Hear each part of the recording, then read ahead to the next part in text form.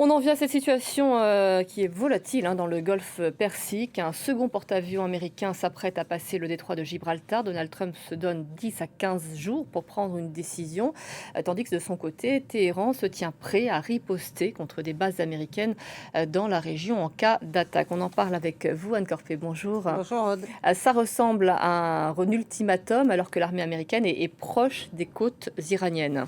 Oui, vous l'avez dit, ce porte-avions, le Gerald Ford, qui va entrer en Méditerranée, c'est le plus gros porte-avions du monde.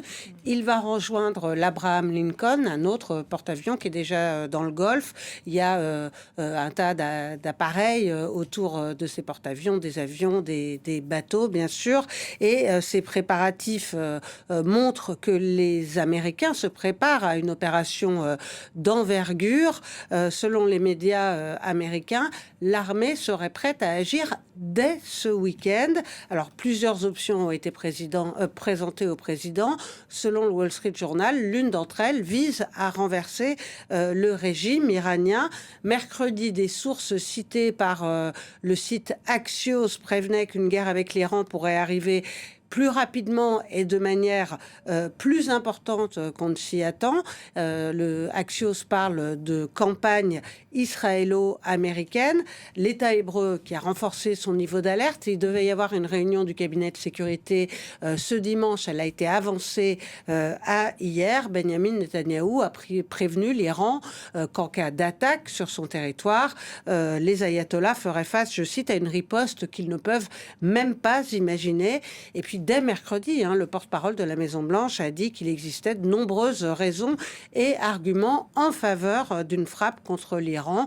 Au début de la semaine, Reuters révélait que le Pentagone se préparait à un long conflit si Donald Trump donnait son feu vert. Un tour martial qui inquiète aussi les Européens.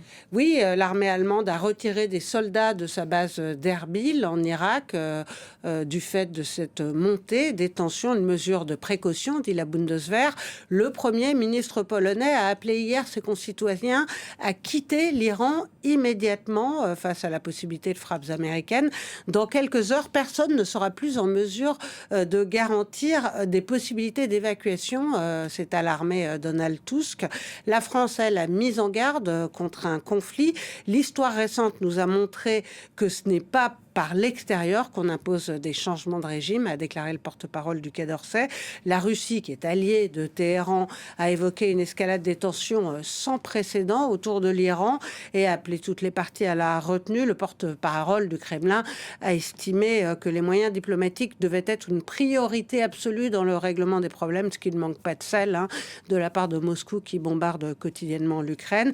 Alors, le scénario d'une guerre totale pourrait entraîner un scénario chaotique dans toute la région. L'ambassadeur iranien auprès de l'ONU a écrit hier au secrétaire général des Nations Unies pour le prévenir que l'Iran allait frapper les bases américaines en cas d'attaque, frappe sur les bases du Golfe. Au nom de la légitime défense, Téhéran pourrait aussi fermer le détroit d'Ormuz, frapper Israël et puis faire appel à ses proxys comme les Houthis ou le Hamas.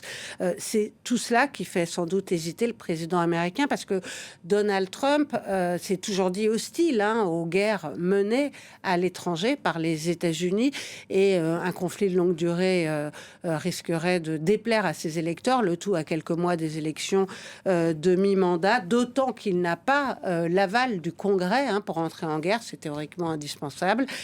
Et il doit s'exprimer mardi devant justement le Congrès pour son discours de l'État de l'Union. Tout reste donc possible. Donald Trump est capable de tous les revirements. Il a déjà brandi plusieurs fois des ultimatums qu'il ne respecte pas forcément, mais il s'est en tout cas doté des moyens d'intervenir de manière massive en Iran.